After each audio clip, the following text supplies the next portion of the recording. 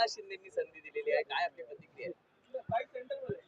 सर्वप्रथम मी शिवसेनेचे मुख्य नेते, महाराष्ट्र राज्याचे उपमुख्यमंत्री आणि लाडक्या बहिणींचे लाडके भाऊ आदरणीय एकनाथजी शिंदे साहेब यांची मनापासून आभारी आहे की त्यांनी महिला दिनाच्या पार्श्वभूमीवरती महाराष्ट्रातील तमाम महिलांना एक सन्मानाची भेट दिली राज्यसभेच्या या उमेदवारीच्या माध्यमातून. मला वाटतं की माझी उमेदवारी ही केवळ माझ्या एकटीची उमेदवारी नाही आहे, तर महाराष्ट्रातल्या 2.5 कोटी लाडक्या बहिणींची ही उमेदवारी आहे आणि लाडक्या भावानं आपल्या लाडक्या बहिणीला दिलेली ही ओवाळणी आहे. त्यामुळे माननीय उपमुख्यमंत्री एकनाथजी शिंदे साहेब आणि आमचे नेते माननीय खासदार डॉक्टर श्रीकांत शिंदे साहेब यांचे मी मनापासून आभार मानते. आणि खरंच विश्वास बसत नाही आहे, कारण सोलापूरच्या एका गल्लीतली सर्वसामान्य कुटुंबामध्ये जन्माला आलेली मुलगी, जिनं आयुष्यभर गरिबीचे चटके खाल्ले, जिला सत्ता म्हणजे काय, राजकारण म्हणजे काय, पॉवर म्हणजे काय, पॉलिटिक्स म्हणजे काय या कुठल्याही गोष्टीचा स्पर्श नव्हता. परंतु वडील दलित पॅन्थरचे कार्यकर्ते, काबाड कष्ट करणारे माझे आई वडील, कदाचित त्यांना राज्यसभा म्हणजे काय आणि वरिष्ठ सभागृह म्हणजे काय आणि कनिष्ठ सभागृह म्हणजे काय हे पण त्यांना आज सांगून सुद्धा खरं वाटणार नाही. मला वाटतं की माननीय एकनाथ शिंदे साहेबांनी माझ्यासारख्या एका गोर गरीब दलित की बेटी, भीमराज की बेटी, जे मी प्रत्येक वेळेला अभिमानानं सांगते, त्या भीमराज की बेटी, गरीब की बेटी, दलित की बेटीला दिलेला हा न्याय आहे असं मला वाटतं. माझी उमेदवारी माझी नाही आहे, ही बाबासाहेबांच्या हातातील पेनाची उमेदवारी आहे, ही सावित्रीबाई फुलेंच्या हातातील पाटीची उमेदवारी आहे, ही संविधानानं आम्हाला माणूस म्हणून जगण्यासाठी दिलेल्या अधिकाराची उमेदवारी आहे. त्यामुळे आम्हाला माणूस म्हणून जगण्यासाठी ज्या ज्या महापुरुषांनी योगदान दिलं त्या सगळ्या महापुरुषांचे आभार. माननीय एकनाथजी शिंदे साहेब हे भाऊ म्हणून या गरीब बहिणीच्या पाठीशी उभे राहिले. शाळेत असताना पायात चप्पल सुद्धा नसायची आणि अनवाणी पायानं सोलापूरच्या गल्लीच्या रस्त्यावर चालणारी मुलगी आज दिल्लीला जातीये. खरं वाटत नाहीये.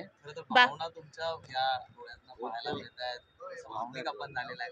काय नेमकी आठवणी आहेत? खूप आठवणी आहेत.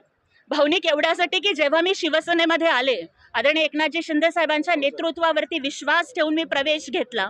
खरं तर मीठ आहे राजकारणामध्ये की तुम्हाला राजकारण करायचं असेल तर तुमचा बाप मोठा असावा लागतो, तुमचं नाव मोठं असावं लागतं, तुमचं आडनाव मोठं असावं लागतं.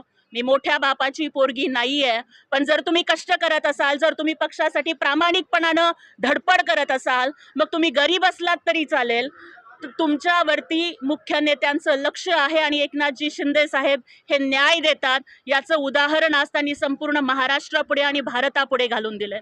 खरं तर दलितांना, मागासवर्गीयांना संधी मिळण्यासाठी आरक्षण लागतं, महिलांच्या संधीसाठी सुद्धा आरक्षण लागतं. पण कुठलंही आरक्षण नसताना माझ्यासारख्या एका महिलेला, गरीब घरातील मागासवर्गीय समाजातील महिलेला साहेबांनी न्याय दिला. मला वाटतं साहेबांनी इथे दाखवून दिलेलं आहे, एकनाथ शिंदे साहेबांनी, की जो मैं बोलता हूँ वो मैं करता हूँ, लेकिन जो मैं नहीं बोलता वो मैं डेफिनेटली करता हूँ.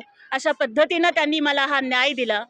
आज मला इतकंच या ठिकाणी सांगायचं आहे की सामाजिक न्यायाचा एक नवा पायंडा माननीय एकनाथ शिंदे साहेबांनी घालून दिलेला आहे. ज्योतिताई, राज्यसभेच्या खरं तर या जागेसाठी अनेक इच्छुकांची गर्दी होती. ज्येष्ठ जे माजी खासदार शिवसैनिक राहिलेले त्यांची देखील नावं समोर येत होती. त्यांनी नाराजी व्यक्त देखील केलेली आहे आनंद अडसोळांनी की आमचा विचार हा व्हायला पाहिजे होता, आम्हाला दिलेल्या शब्दांचं काय झालं, बघू करू, हीच आश्वासन आम्हाला मिळणार का, असं देखील त्यांच्याकडनं नाराजी व्यक्त करण्यात आलेली आहे. बघा, ज्यांची ज्यांची नावं चर्चेत होती ते सगळे ज्येष्ठ नेते आहेत. त्यांच्या योगदानाचा, त्यांच्या कर्तृत्वाचा मी मनापासून सन्मान करते. आणि आदरणीय एकनाथजी शिंदे साहेब हे सगळ्यांना न्याय देण्यासाठी महाराष्ट्राला परिचित आहेत. आणि त्यामुळे मला नक्की विश्वास या ठिकाणी वाटतो की माननीय जेवढे काही इच्छुक होते ते सगळे ज्येष्ठ आहेत, अनुभवी आहेत.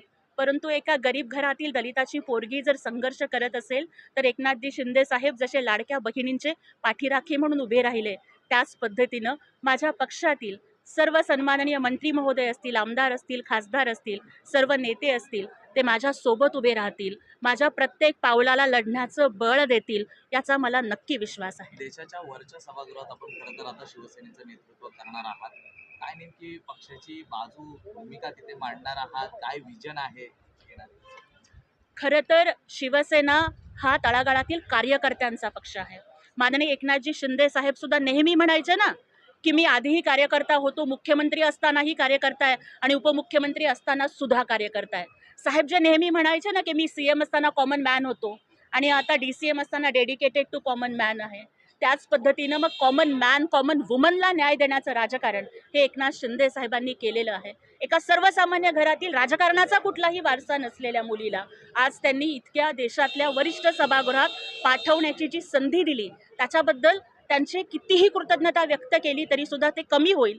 वरच्या सभागृहात गेल्यानंतर, राज्यसभेत गेल्यानंतर माझा प्रयत्न हाच राहील की ज्या पद्धतीनं माननीय एकनाथजी शिंदेसाहेब हे कायम कार्यकर्ता आणि शिवसैनिक म्हणून कार्यरत राहिले, त्याच पद्धतीनं व्हॉइसिंग द व्हॉइसलेस ज्याला म्हणतात ना, की ज्यांचा आवाज, ज्यांचे हुंदके, ज्यांचा हुंकार कधीच ऐकला गेला नाही, त्या शोषितांचा, वंचितांचा आवाज बनून, महिलांचा आवाज बनून देशाच्या राजकारणामध्ये शोषित, वंचित, दलित, महिला आणि लाडक्या बहिणींचा आवाज बुलंद करण्याचं काम मी करत राहीन आणि त्यासाठी मला सगळ्यांचे मार्गदर्शन हे नक्की मिळतील असा विश्वास आहे.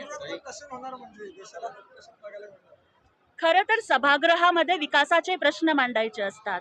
सभागृहामध्ये म्हणजे देशाची जी पॉलिसी असते त्याच्या संदर्भात चर्चा करायची असते. त्यामुळे नक्कीच सभागृहामध्ये मला वाटतं की बौद्धिक विचारमंथन होईल अशी मी अपेक्षा व्यक्त करते.